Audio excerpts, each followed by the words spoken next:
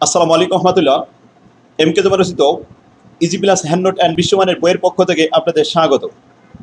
আজকের টিউটোরিয়ালের বিষয় অ্যাকাউন্টিং ইকুয়েশন দ্বিতীয় ক্লাস। প্রথম ক্লাসে আমরা এই অধ্যায়ের দুইটি ফরম্যাট সম্পর্কে জেনেছি এবং 1 নম্বর ফরম্যাটের গাণিতিক সমস্যাগুলো সমাধান করেছি। আজকের ক্লাসে আমরা এই অধ্যায়ের 2 নম্বর ফরম্যাটের গাণিতিক সমস্যাগুলো আমাদের বই থেকে সমাধান করব। ফরম্যাট নম্বর 2 এটা হলো টেবুলার ইকুয়েশন মেথড। অঙ্কগুলি টেবিলের মাধ্যমে সমাধান করতে হবে। তবে এই অঙ্কগুলি সহজভাবে শেখানোর উদ্দেশ্যে আমার বইয়ে আমি 3টি বেসিসে ভাগ করে অঙ্কগুলো আলাদা করে সাজাই দিয়েছি। Basis number 1 service concern, basis number 2 trade business concern, আর basis number 3 public limited concern. সেক্ষেত্রে দেখুন, সার্ভিস কনসার্ন হলো সেবামূলক প্রতিষ্ঠান। সাধারণত সেবামূলক প্রতিষ্ঠানে ক্রয় বিক্রয় সংক্রান্ত কোনো লেনদেন থাকে না। এখানে শুধু সার্ভিস রেভিনিউ সংক্রান্ত লেনদেন থাকে। যে সমস্ত প্রতিষ্ঠানগুলো শুধুমাত্র সেবার মাধ্যমে আয় করে থাকে সেগুলো সব সার্ভিস কনসার্নের মধ্যে অন্তর্ভুক্ত হবে। আর ট্রেড বিজনেস 2 নম্বর বেসিস, এখানে সাধারণত সেলস এবং পারচেস ক্রয় বিক্রয় সংক্রান্ত লেনদেন হয়, প্রোডাকশন সাইড থাকে। আর 3 নম্বর বেসিস হলো পাবলিক লিমিটেড কোম্পানি। সাধারণত প্রোডাকশন কোম্পানিগুলো পাবলিক লিমিটেড আওতায় থাকে। তো এই ধরনের 3টে বেসিসে আলাদা করে অঙ্কগুলো আমি সাজা দিয়েছি আমার বইতে। আপনারা দেখলে খুব সহজে বুঝতে পারবেন। আর পরীক্ষার হলে যে কোনো বেসিসের অঙ্ক আসার সাথে সাথে আপনি চিনতে পারবেন। আর তখন কীভাবে অ্যান্সার করতে হয় তো আপনার সেটা ক্লিয়ার হয়ে যাবে। এই জন্য আমার বইটা সংগ্রহ করে এই অঙ্কগুলো আপনারা আলাদাভাবে একটু প্র্যাকটিস করতে থাকুন, তাহলে আপনার বুঝতে সুবিধা হবে। তো আসুন আমরা 2 নম্বর ফরম্যাটের 1 নম্বর বেসিস নিয়ে আলোচনা করি, সার্ভিস কনসার্ন।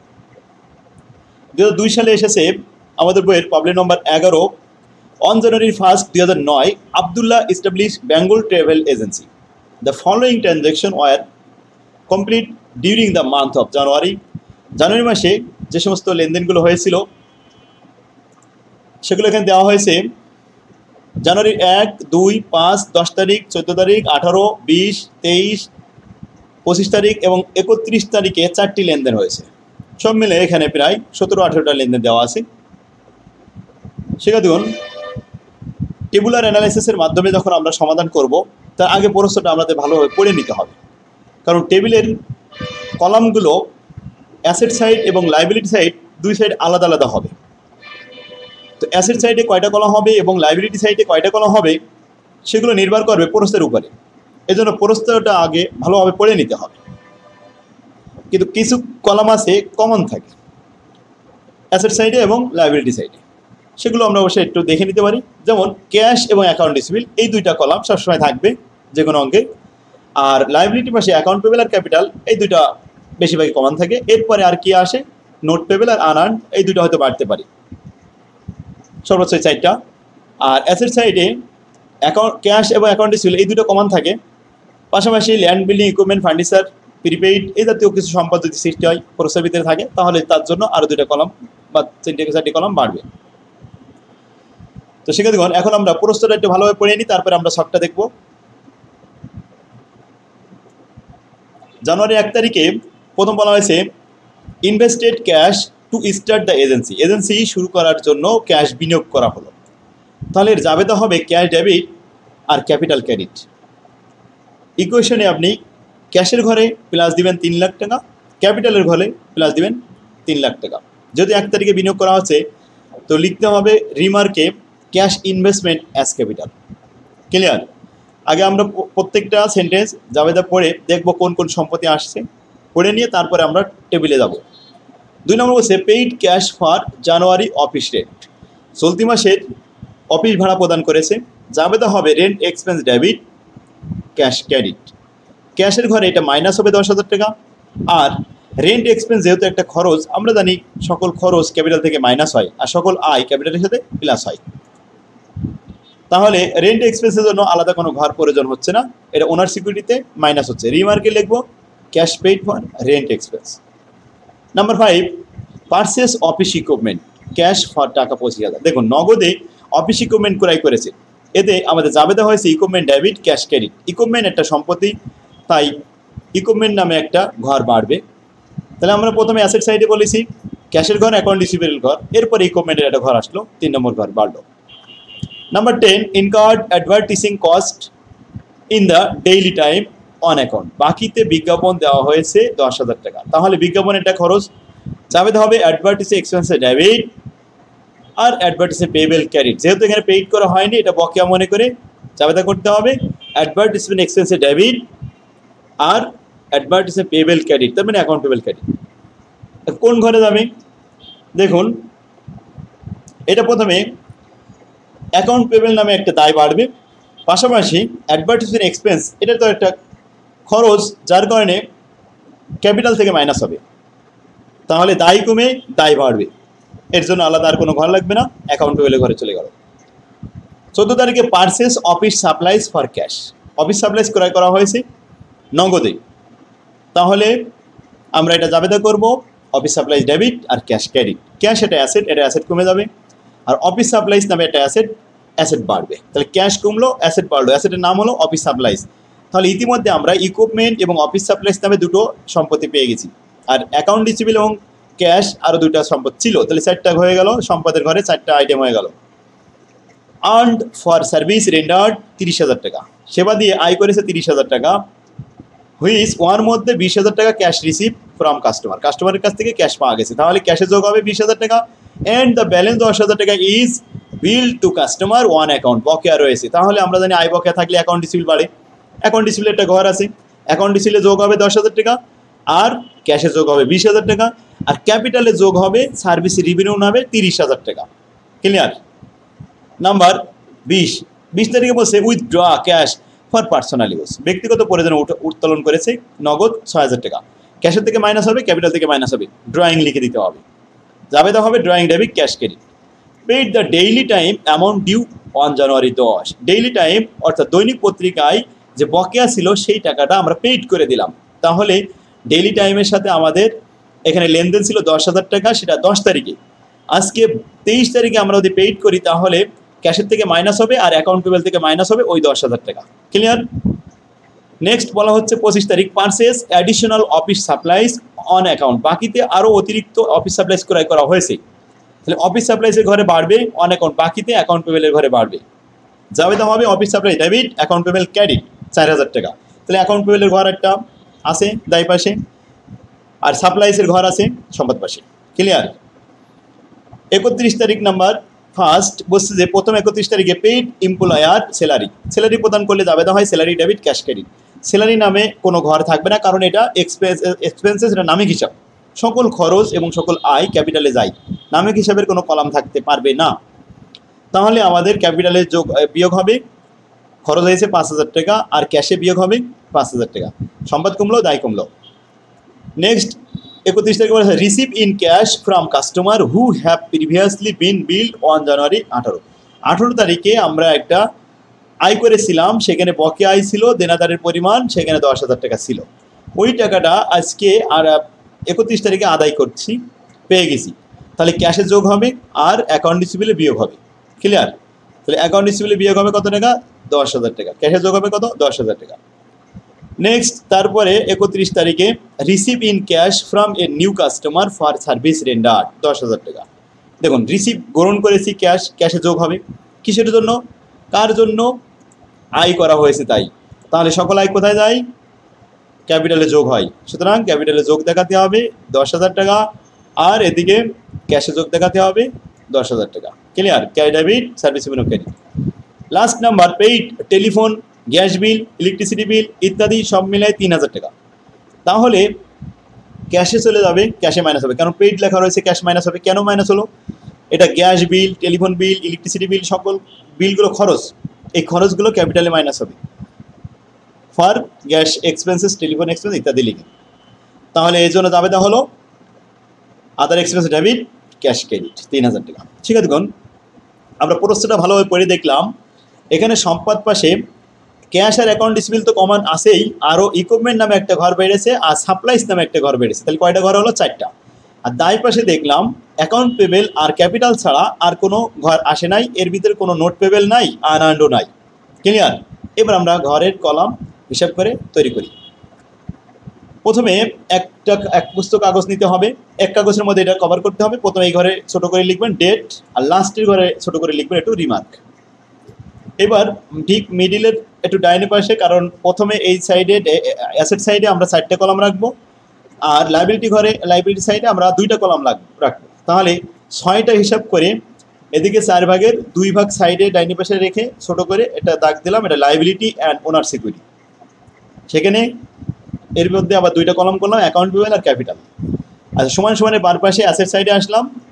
অ্যাসেট একটু বড়, এখানে একটু বেশি সংখ্যা হয়, তো কয়টা কলাম হবে? 4টে কলাম। কি দেখলাম? ক্যাশ, অ্যাকাউন্ট রিসিভেবল আর ইকুইপমেন্ট এবং সাপ্লাইজ। ক্লিয়ার?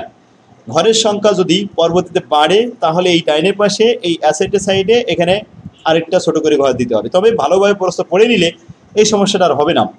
যদি একান্তই সমস্যা হয়, পরবর্তীতে একটা নতুন সম্পত্তি সৃষ্টি হয়, তাহলে আপনি ডাইনের পাশে একটু ছোট করে ঘর একটা দিতে পারবেন। তাই এই জন্য ডাইনের পাশে একটু বড় জায়গা রাখা ভালো। যাই হোক, আপনারা বুঝতে পারছেন। এখন আসুন এটা আমরা ইকুয়েশন করি। ইকুয়েশনটা খুব সহজভাবে করতে পারবো। প্রথমে দেখলাম কয় তারিখ আছে, এই তারিখ অনুযায়ী আমরা রো তৈরি করব। এই কলম তো আমরা শেষ করলাম, তাই না? এবার আমরা রো তৈরি করব। 1 তারিখ, 2 তারিখ, 5 তারিখ, 10 তারিখ, 14 তারিখ, 18 তারিখ, 20 তারিখ, 23, এভাবে আমরা গুনে দেখলাম যে কয়টা আছে। তাহলে 1, 2, 3, 4, 5, 6, 7, 8, 9, 10, 11, 12, 13টা। এই 13টা লেনদেন হয়েছে, 13টা রো আমরা সমাধান কেটে ফেললাম। তাহলে এবার আসুন 1 থেকে এটা গুনে নিলাম, 13টা হয়েছে। প্রথমে 1 তারিখে ছিল ইনভেস্টমেন্ট ক্যাশ, তাহলে ক্যাশ ডেবিট আর ক্যাপিটাল ক্রেডিট। ক্লিয়ার? প্রশ্নটা সম্পূর্ণ আবার বলি। Investment cash to start the agency শুরু করার জন্য ক্যাশ বিনিয়োগ করা হয়েছে 3 লাখ টাকা। ক্যাশ ডেবিট, ক্যাপিটাল ক্রেডিট, ক্যাশের ঘরে যোগ হবে, ক্যাপিটালের ঘরে যোগ হবে। ক্লিয়ার? দেখুন তো ক্যাশের ঘরে আর ক্যাপিটালের ঘরে আছে কিনা। Two investment as capital. Number 2, equation খুব সহজ, শুধু দেখে দেখে বসাই দিতে হয়, আর কিছু না। Paid cash for January office rent. এই অফিস রেন্টের জন্য আমাদের rent expense debit, cash credit. ক্যাশে মাইনাস হবে আর ক্যাপিটালে মাইনাস হবে, রেন্ট এক্সপেন্স লিখতে হবে। ক্লিয়ার? লিখলাম রেন্ট এক্সপেন্স। নাম্বার নেক্সট 5 তারিখ, purchase office equipment for cash 25,000 টাকা। অফিস ইকুইপমেন্ট এটা সম্পদ, এটা বৃদ্ধি পাবে, আর ক্যাশ এটা সম্পদ হ্রাস পাবে। তাহলে ইকুইপমেন্ট বাড়বে 25,000 টাকা, ক্যাশ কমবে 25,000 টাকা। তাহলে আসুন আমরা 5 তারিখে লিখলাম, ক্যাশে মাইনাস দিলাম আর ইকুইপমেন্টে প্লাস দিলাম। ক্লিয়ার? আর কোথাও আসবে না। এবার আসুন নাম্বার 10, 10 তারিখে। 10 তারিখের কী লেনদেন হয়েছে? Incurred advertising cost in the daily time. দৈনিক পত্রিকায় বিজ্ঞাপন দেওয়া হয়েছিল অন অ্যাকাউন্ট, বাকিতে 10,000 টাকার বিজ্ঞাপন। তাহলে অ্যাডভার্টাইজিং এক্সপেন্স ডেবিট আর advertising payable credit. Expense capital থেকে মাইনাস হবে আর অ্যাকাউন্ট পেবেলে প্লাস হবে। ক্লিয়ার? তাহলে অ্যাকাউন্ট পেবেলে লিখলাম 10,000 টাকা, আর অ্যাডভার্টাইজিং এক্সপেন্সে এখানে ক্যাপিটালে মাইনাস করলাম 10,000 টাকা। রিমার্কে লিখে দিলাম অ্যাডভার্টাইজমেন্ট এক্সপেন্সেস। 10 তারিখ শেষ। 14 তারিখ purchase office supplies for cash. Office supplies debit, cash credit. তাহলে অফিস সাপ্লাইজ একটা সম্পদ বাড়বে আর ক্যাশ 5,000 টাকা কমবে। 14 তারিখের পরে 18 তারিখ আর্নড ফর সার্ভিস রেন্ডার্ড 30,000 টাকা। এখন যখনই আয় করবেন সঙ্গে সঙ্গে ক্যাপিটালে যোগ করবেন। আয়টা নগদে হতে পারে, বাকিও হতে পারে। নগদের আয় যত ক্যাশে ইনকাম হবে সব ক্যাশে যোগ হবে, আর যদি বকেয়া আয় থাকে তাহলে অ্যাকাউন্ট রিসিভেবলে যোগ হবে। কিন্তু যতগুলো আয় হবে সব আয় ক্যাপিটালে যোগ হবে। এখানে নগদ আদায় হয়েছে 20,000 টাকা, বকেয়া আছে 10,000 টাকা। 20 আর 10 30,000 টাকা। তাহলে 18 তারিখ লিখলাম ক্যাশে 20,000 টাকা আর অ্যাকাউন্টে ছিল 10,000 টাকা, 30,000 টাকা, আর ক্যাপিটালে সরাসরি চলে যাবে 30,000 টাকা প্লাস সার্ভিস রেভিনিউ। ওকে, 18 তারিখ শেষ। 20 তারিখে withdraw cash for personal use. উত্তোলন করা হয়েছে ব্যক্তিগত প্রয়োজনে। উত্তোলন করলে তো নগদ কমে যায়, ক্যাশের থেকে মাইনাস হবে, ক্যাপিটাল থেকে মাইনাস হবে। লিখতে হবে ড্রয়িং 20 তারিখে। তাহলে দেখুন ক্যাশের থেকে মাইনাস 6,000 টাকা, ক্যাপিটাল থেকে মাইনাস 6,000 টাকা, ড্রয়িং উত্তোলন হয়েছে 6,000 টাকা। 23 তারিখে paid the daily time amount due on January 10। 10 তারিখের সেই বকেয়া টাকা পরিশোধ করা হয়েছে। 10 তারিখে আমাদের এখানে লেনদেন ছিল 10,000 টাকার, সেই 10,000 টাকার বিল পরিশোধ করে দেওয়া হয়েছে। তাহলে দায় পরিশোধ হয়ে গেলে অ্যাকাউন্ট পেবল কমে যাবে আর ক্যাশ কমে যাবে। যাবে হবে account payable debit, cash credit. 23 তারিখ আমরা একটু দেখে আসি ইকুয়েশনে। ক্যাশে মাইনাস হয়েছে 10,000 টাকা, দায় কমে গেছে অ্যাকাউন্ট পেবলে 10,000 টাকা। ক্লিয়ার? আর কিছু না। 25 তারিখে purchase additional office supplies on account. Office supplies ক্রয় করা হয়েছে অতিরিক্ত 4,000 টাকা, নতুন সাপ্লাইজ। তাহলে supplies debit, account payable credit. 25 তারিখ supplies debit, account payable credit 4,000 টাকা। এরপরে 31 তারিখে আছে 4টা লেনদেন। প্রথম 31 তারিখ থেকে শুরু করি। 1 নাম্বার পেড এমপ্লয়ি স্যালারি, তাহলে স্যালারি ডেবিট, ক্যাশ ক্রেডিট। এখানে আমাদের ক্যাশের থেকে মাইনাস হবে আর ক্যাপিটাল থেকে মাইনাস হবে 5,000 টাকা স্যালারি এক্সপেন্সেস। তো লিখলাম 31 তারিখ প্রথমটা, ক্যাশের থেকে 5,000 টাকা মাইনাস, ক্যাপিটাল থেকে minus, salary expense. Number next 31 যেটা, দ্বিতীয়টা বলি receive cash from customer who have previously been bill on January 18 তারিখে আমাদের যে ক্যাশ আমাদের অ্যাকাউন্টে ছিল ওই লোকটার কাছ থেকে আদায় করা হয়েছে। তাহলে দেনাদার ছিল 10,000 টাকা, সেই 10,000 টাকা আদায় হলো। এখন যাবে তো হবে cash debit, account receive credit. তাহলে ইকুয়েশনে যাবে ক্যাশে প্লাস হবে আর অ্যাকাউন্ট রিসিভে মাইনাস হবে। ক্লিয়ার? আর কিছু না। বুঝতে পারছেন আশা করি। প্রত্যেকটা দুটো করে লেনদেন হচ্ছে। এরপরে আসুন লাস্টের দিক থেকে 3 number receive in cash from a new customer. নতুন একটা কাস্টমারকে সেবা দেওয়া হয়েছে এবং টাকা আদায় করা হয়েছে 10,000 টাকা। তাহলে নতুন যদি আয় হয় ক্যাপিটালে যোগ হবে আর ক্যাশে যোগ হবে। তাহলে আসুন ক্যাশে যোগ 10,000 টাকা, ক্যাপিটালে যোগ 10,000 টাকা, service revenue. Last 31 number pay telephone bill, gas bill, etc bill, etc আবিজাবি সব মিলে আদার এক্সপেন্সেস 3,000 টাকা, ক্যাশে মাইনাস হবে আর ক্যাপিটালে মাইনাস হবে। তাহলে আমরা এখানে লিখলাম ক্যাশে মাইনাস, ক্যাপিটালে মাইনাস, গ্যাস টেলিফোন বিল ইত্যাদি আদার এক্সপেন্স। ওকে, এখন টোটাল ব্যালেন্স লেখার জন্য একটা রো এখানে জায়গা করলাম। প্রথমে ক্যাশগুলো যোগ বিয়োগ যা আছে, ব্র্যাকেটগুলো সব বিয়োগ আর ব্র্যাকেট ছাড়া যোগ।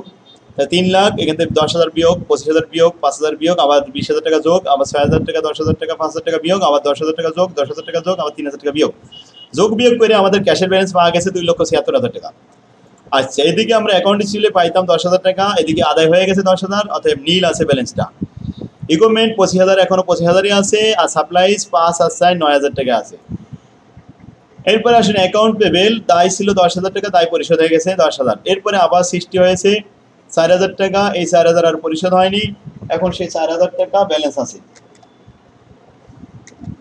এরপরে আসুন ক্যাপিটাল 3 লাখের সাথে যোগ বিয়োগ যা হয়েছে ব্র্যাকেটগুলো সব বিয়োগ করেন, ব্র্যাকেট ছাড়াগুলো যোগ করেন, এতে আসে ব্যালেন্স 3,06,000 টাকা। 3,06,000 আর অ্যাকাউন্ট পেমেন্ট 4 মিলে 3,10,000 টাকা ব্যালেন্স। ক্লিয়ার? দায় পাশে দেখালাম। এবার সম্পদ পাশে 2,76,000 আর 25,000 এবং 9,000 যোগ করে পেলাম 3,10,000 টাকা। অ্যাসেট সাইড 3,10,000 সমান সমান লাইবিলিটি সাইজ 3,10,000, দুই পাশ মিলে গেল, তার মানে ইকুয়েশনটা সঠিক হয়েছে। সেক্ষেত্রে দেখুন প্রুফ দ্য অ্যাকাউন্ট ইকুয়েশন। এর আগে আরেকটা কথা বলি, এই ইকুয়েশনটা আমরা ব্যালেন্স টেনে দেখাতে পারি। আমি অবশ্যই বইতে ব্যালেন্সও দেখাইছি। দেখুন 1 তারিখের যে ব্যালেন্স হয়েছিল 3 লাখ, এটা প্রথমে ব্যালেন্স লিখে পরে 2 তারিখ শুরু করা হয়েছে। তাহলে প্রত্যেকটার ব্যালেন্স উপরে থেকে নামানো হয়েছে। যেমন 3 লাখ থেকে 10,000 চলে গেলে কিন্তু 2,90,000 থাকে, 2,90,000 থেকে 25,000 টাকা মাইনাস, এভাবে কিন্তু লেখা যাবে। তো এইভাবে আবার আমরা ব্যালেন্স টেনেও লিখতে পারি আর ব্যালেন্স ছাড়াও লিখতে পারি। ব্যালেন্স টেনে লিখলে একটু ঝামেলা বেশি, বড় দেখা যায়, তাছাড়া অঙ্ক সব একই আছে। একবারে ব্যালেন্স করলেও সুবিধা হয়, অল্প জায়গায় হয়ে যায়। লাস্টে 2 নম্বর রিকোয়ারমেন্ট বলছে proof the account equation. Asset equal liability, asset আছে আমাদের সাইডটা, লাইবিলিটি আছে 2টা। এটা যে সঠিক আছে 3,10,000 টাকা, এটা মিলাতে হবে, প্রমাণ করতে হবে। তাহলে আসুন আমি এখানে সমাধান করেছি। Proof the account equation, we know that, আমরা জানি asset equal liability plus owner security. অ্যাসেটের আইটেম দেওয়া রয়েছে 4টা, ক্যাশ, অ্যাকাউন্ট রিসিভেবল, ইকুইপমেন্ট আর সাপ্লাইজ। আর লাইবিলিটি অ্যাকাউন্ট পেবল দেওয়া আছে আর ক্যাপিটাল, ওনার সিকিউরিটি ক্যাপিটাল দেওয়া আছে। তো অ্যাকাউন্ট পেবল আর ক্যাপিটাল যোগ করলাম, এদিকে আসলো 4 লাখ আর 3,06,000, দুটো মিলে এদিকে আসলো 3,10,000। আর অ্যাসেট ক্যাশের ব্যালেন্স 2,76,000, অ্যাকাউন্ট রিসিভেবল তো 0, ইকুইপমেন্ট আছে 25,000 আর সাপ্লাইজ আছে 9,000, যোগ করে হলো 3,10,000, এদিকে 3,10,000। আচ্ছা, প্রমাণিত হলো, প্রুফ দেখানো হলো যে আসলে অ্যাসেট ইকুয়াল লাইবিলিটি ঠিক আছে, সঠিক আছে। তো সেক্ষেত্রে দেখুন এইভাবে আমরা সার্ভিস সেন্টারগুলো সব দেখতে পারি। তো সার্ভিস সেন্টারের আর যে অঙ্কগুলো আছে, আজকে ক্লাসের ভিডিওটা অনেক বড় হয়েছে। তারপরে আপনাদের কাছে কাজ থাকবে 2 নম্বর, যে সার্ভিস সেন্টার। সার্ভিস সেন্টারের কাজ হলো শুধুমাত্র সেবামূলক প্রতিষ্ঠান, এখানে সেবা দেবে, সার্ভিস রেভিনিউ নামে আয় হবে, সেখানে রেন্ট রেভিনিউ আসতে পারে। তবে প্রোডাকশন সাইডে হলে সেটা যাবে পাবলিক লিমিটেডে, এবং ক্রয় বিক্রয় সংক্রান্ত হলে সেটা যাবে আমাদের বিজনেস, ট্রেড বিজনেসে, 2 নম্বর বেসিসে। আজকে আপনাদের কাজ থাকবে আমার বই থেকে সার্ভিস সেন্টারে যে অঙ্কগুলো আছে পর্যায়ক্রমে, দেখুন এখানে লেখা আছে সব, 6 সালে আসছে সার্ভিস সেন্টার। এই অঙ্কগুলো আপনারা একটু সমাধান করুন, খুব সহজভাবে আমি কিন্তু এখানে উপস্থাপন করেছি। আর বইটা সংগ্রহ করে আপনারা এই অঙ্কগুলো সমাধান করবেন, আশা করি খুব সহজে পারবেন। আমরা সার্ভিস সেন্টার, সার্ভিস কনসার্নগুলো খুব সহজভাবে দেখলাম। আগামী ক্লাসে আমরা ট্রেড বিজনেসগুলো দেখাবো। তো এখন আজকের ক্লাস আমরা এখানে শেষ করব। শিক্ষার্থীগণ, তাহলে আজকে আপনাদের বাড়ির কাজ থাকবে, যে যখনই এই ভিডিওটা দেখবেন সঙ্গে সঙ্গে আমার বই থেকে এই সার্ভিস সেন্টারগুলো যে আলাদা করে দেওয়া আছে এখান থেকে কমপক্ষে 5টা অঙ্ক হোমওয়ার্ক করে তারপরে ট্রেড বিজনেস শুরু করবেন। তাহলে এক একটা ফরম্যাট, এক একটা বেসিস যদি আমরা আলাদাভাবে শিখতে পারি তো আমাদের মনে রাখতে সুবিধা হবে, স্থায়ী হবে, এটা অন্তরে গেঁথে যাবে ইনশাল্লাহ, এটা মনে থাকবে সারা জীবন। পরীক্ষার হলে যাবে আপনি বুঝতে পারবেন এবং লিখতেও পারবেন, সহজভাবে নির্ভুলভাবে সমাধান করতে পারবেন। তো আমরা আগামী দিন দেখবো ইনশাল্লাহ 2 নম্বর বেসিস। 1 নম্বর বেসিসের অনেক অঙ্ক দিয়েছি, এই অঙ্কগুলো আপনাদের কাজ থাকলো আজকে বাড়ির কাজ আমার বই থেকে। বইটা যাদের কাছে নেই তারা সংগ্রহ করার জন্য নিচে স্ক্রিনে যে নাম্বারটি দেখতে পাচ্ছেন এই নাম্বারে যোগাযোগ করে আমাদের সাথে অফিস থেকে অর্ডার দিতে পারেন। কুরিয়ার সার্ভিসে অনলাইনে আমরা খুব সহজে অল্প টাইমের ভিতরে পৌঁছে দেওয়ার ব্যবস্থা করবো। শিক্ষার্থীগণ, একটা বইয়ের সামান্য কয়েক টাকা দাম, ভালো রেজাল্ট করার জন্য একটা ভালো বই খুবই জরুরি দরকার। কারণ একটা ভালো বই একজন শিক্ষকের মতো ভূমিকা রাখে শিক্ষার্থীর কাছে। বই যখন সাজানো গোছানো থাকে তখন নিজের কাছে খুব ভালো লাগে এবং খুব সহজে এটা সমাধান করা যায়। অঙ্কগুলো, জটিল জিনিসগুলো সহজ হয়ে যায়, ইজি হয়ে যায়। তো শিক্ষার্থীগণ, তো অনেক অঙ্ক আমি দিয়েছি আমার বইয়ে, এখান থেকে আপনি ইম্পর্টেন্ট প্রথম দিকে যেগুলো দেখাইছি ওগুলো করবেন। তো আজকের ক্লাস আমরা এখানে শেষ করি, আগামী ক্লাসে 2 নম্বর বেসিস করবো ইনশাল্লাহ। আগামী ক্লাস দেখার জন্য আহ্বান রইল। আল্লাহ হাফেজ, আসসালামু আলাইকুম রহমতুল্লাহ।